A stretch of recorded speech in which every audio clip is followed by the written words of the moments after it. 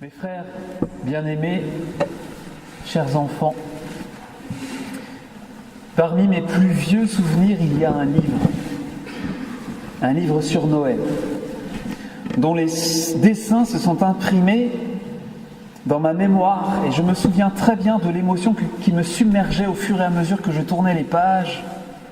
Je la ressens encore, j'avais à l'époque 3 ou 4 ans. Les illustrations n'étaient pas seulement très belles, ils sont dégagés un je ne sais quoi de surnaturel. Surnaturel, c'est le mot d'adulte que je peux mettre maintenant sur cette chose que je ne savais pas nommer à l'époque, mais que je percevais dans mon petit cœur d'enfant et dont le souvenir merveilleux est intact aujourd'hui. Je savais, je sentais que cette histoire était quelque chose, non pas d'important, mais de décisif. Et quelque part, c'est la beauté de cette histoire inouïe qui me le prouvait. Marie, avec son enfant à naître, assise sur l'âne dont Joseph tenait la bride, ils allaient à Bethléem. Cette petite ville dont le nom est à lui seul tout un monde, Bethléem. Et je les voyais au loin, ils me paraissaient seuls, extrêmement seuls, avançant dans une brume argentée, baignée par l'immense silence de la nuit. Et il y avait cette chose, qui n'était pas dessinée, mais que je distinguais pourtant, une sorte de nuée invisible, qui avait envahi la campagne, recouvert les collines, et qui remplissait la nuit, la présence de Dieu et sa protection. Mais qui était ce dessinateur, capable, par le jeu des formes et des couleurs, de faire surgir de telles impressions dans un cœur d'enfant de 3 ou 4 ans? Impossible de savoir, hélas, le livre est perdu. À la dernière page, c'était comme le lever du jour l'hiver. Je me souviens que le visage du petit enfant Jésus était comme celui du soleil matinal qu'on peut regarder sans se brûler les yeux. Un soleil tamisé, aux couleurs de braise. En même temps, le visage rond de l'enfant me faisait penser au pain de Jésus que je voyais à la messe. Ça me faisait penser à la fois au soleil et ça me faisait penser à l'hostie. Je pressentais que ce petit bébé, j'étais plus grand que lui, pouvait tenir chaud au monde entier. Il n'y avait qu'à s'approcher pour que tout ça, chagrin s'évanouisse. Et j'en ai fait l'expérience. Cet enfant, c'était l'anti-détresse.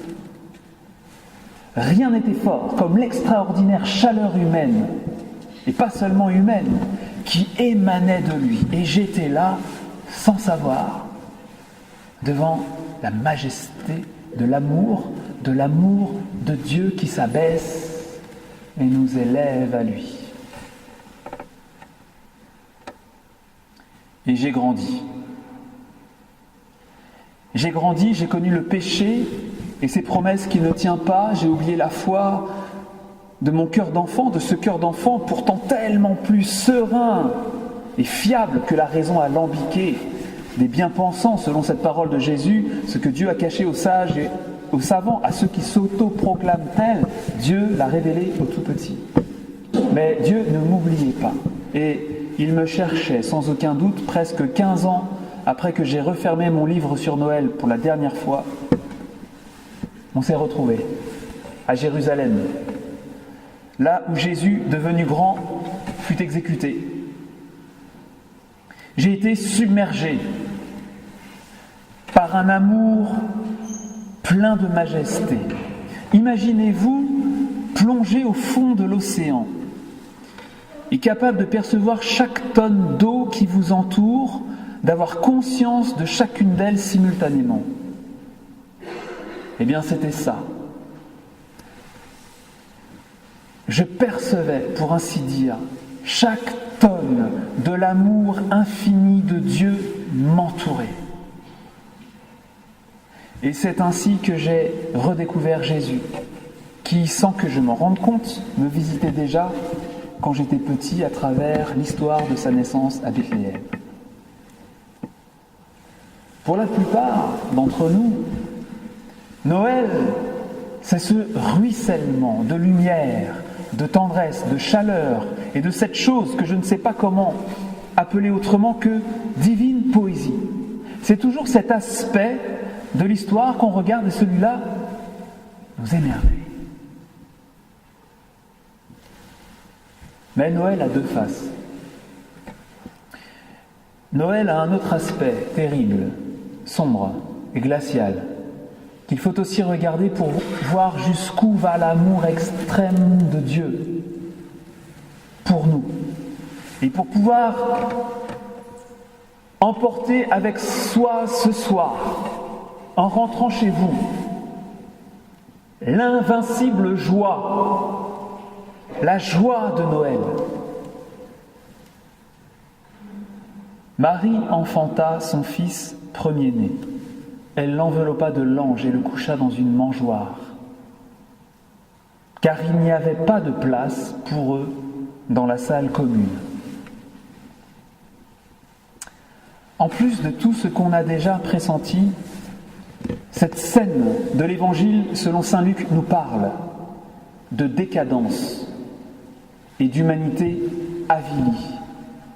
Quand l'homme est un monstre pour ses semblables, et quand l'homme doit souffrir d'être traité comme une bête, quand l'homme est déchu de sa grandeur sublime par sa faute, ou lorsque sa dignité est bafouée à cause des autres, et tout cela de mille manières. Edith Stein, la sainte religieuse allemande, ma copine, qui partit dans les brasiers d'Auschwitz, écrivit à propos de Noël: « Le Fils du Père éternel dut descendre de la gloire du ciel parce que le mystère du mal avait enveloppé le monde de ténèbres. La nuit couvrait la terre et il vint comme la lumière qui brille dans les ténèbres. »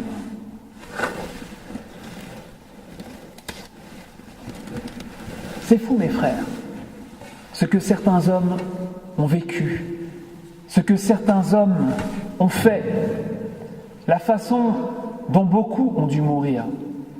Et ce soir, je pense, et vous allez voir pourquoi, au malheur sans nom des soldats vaincus par l'armée soviétique sur le front russe pendant la Deuxième Guerre mondiale. D'immenses fermes d'État étaient transformées en infernales prisons où l'on conduisait après d'interminables marches hivernales dans un froid atroce, moins 30, moins 40, moins 50 degrés, les prisonniers de guerre. Parmi ces lieux effroyables où l'on infligeait à des êtres humains un sort qu'on n'aurait jamais osé à faire souffrir à des animaux, il y avait le camp de Krinovaya.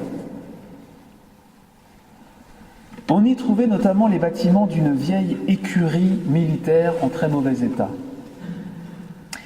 Les box pour les chevaux s'y trouvaient encore avec leurs mangeoires. Et à l'intérieur de ceux-ci, on devinait un grand nombre de formes humaines entassées sur un peu de paille humide. De ce magma de corps réduit peu à peu à l'état de larves s'élevaient des gémissements et l'air était plein d'une infecte odeur d'excréments. L'écrivain italien Eugenio Corti, qui m'a fait découvrir cet endroit sordide, raconte qu'ils étaient comme ça des dizaines de milliers parqués dans cette espèce de ferme. On aurait dit, écrit-il, un troupeau de spectres occupés à ruminer une angoisse inhumaine, impossible à rendre avec des mots. Au-delà, c'était des bois, du givre, à perte de vue, et aux abords de cette écurie de la mort, des corps gelés entassés comme des troncs. Beaucoup portaient les traces d'un anthropophagisme, dont on s'épargnera les détails, car dans cette prison, on ne mange pas, on ne boit pas, ou à peine, et on crève comme ça, par le ventre, et par milliers. Mes frères, Que de connivence entre les mangeoires de Krinovaya et celles de Bethléem. Si Jésus est né là, c'est parce que l'être humain vit, souffre, endure des choses pareilles. Que de connivence entre notre vie humaine et la naissance de Jésus, par son incarnation, c'est-à-dire le fait pour Dieu de se faire homme sans cesser d'être Dieu. Par son incarnation, le Fils de Dieu s'est en quelque sorte uni à chaque homme. Il s'est mis à la même place que celui qu'on traite comme le dernier des derniers, afin qu'aucun d'entre nous ne puisse se considérer trop bas, trop loin, trop mal, trop laid, trop faible, trop nul, trop différent, pour être encore précieux pour Dieu, pour être encore digne comme tous les autres. Par l'incarnation, disait Saint Jean-Paul II, Dieu a donné à la vie humaine la dimension qu'il voulait lui donner au commencement. Il l'a donnée d'une manière définitive, de la façon dont lui seul est capable, selon son amour éternel et sa miséricorde. Cette nuit, à Bethléem, Jésus choisit une place qui n'en est pas une. Il choisit pour lui la dernière place, et chacun peut ainsi être sûr d'avoir Dieu près de lui, pour lui. Mais peut-être bien qu'on s'en fout, après tout. Toujours est-il que sa manière à lui de nous aimer, c'est de faire ça. D'être avec nous, plus faible, plus vulnérable, plus bas que tout. Et c'est déjà le mystère de la croix que l'on voit poindre. Au calvaire, Jésus, s'étant mis au rang des pécheurs, mourra entre deux malfaiteurs d'une façon ignoble, comme un ami qu'on oublie, comme une chose qu'on jette, comme un animal qu'on bute. Les soldats qui le crucifient lui enlèvent et se partagent ses vêtements, et puis la croix est dressée. Sa mère, qui l'aime, l'enveloppe de l'ange et le couche dans une mangeoire parce qu'il n'y a de place nulle part. Et chaque fois, c'est lui qui conduit les affaires de manière à faire resplendir et triompher son amour fou pour vous. Et c'est la même lumière qui brille au calvaire et dans la crèche. Mais cette lumière est vive. Sur la croix, elle est tamisée dans la crèche. La crèche, c'est la croix avec un abat-jour. C'est la croix derrière un voile de brume. Dieu est comme ça, mes amis. Et on ne le lui reprochera pas. Marie, cependant, gardait ces événements, elle les méditait dans son cœur. On doit faire comme elle. Mais qui donc est Dieu ? Mais qui donc est Dieu pour nous aimer ainsi ? Mais qu'est-ce que l'homme pour qu'il pense à lui ? Mes frères, est-ce qu'on va vivre indéfiniment sans tourner et retourner dans notre cœur ces deux questions suprêmes et sans porter le poids de leurs réponses ? Jésus, mais qui donc es-tu pour m'aimer ainsi ? Et que désires-tu être pour moi, pour que tu aies fait tout ça ? Comment allons-nous vivre maintenant que nous savons que Dieu partage tout de la condition mortelle des humains, même ce qu'il y a de plus ignoble ? Et vous savez. Vous savez parce que autrement vous ne seriez pas venus. Vous savez ça. Vous savez ça.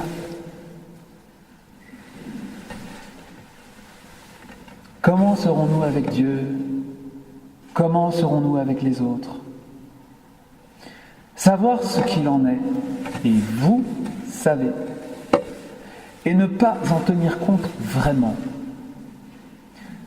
Continuer à vivre comme avant, sans changement, ce serait pour chacun de nous la révélation de notre superficialité maladive, de notre égocentrisme invétéré.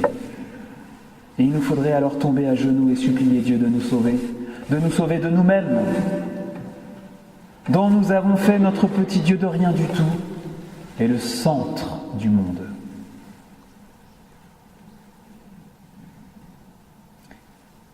Joyeux Noël, mes frères.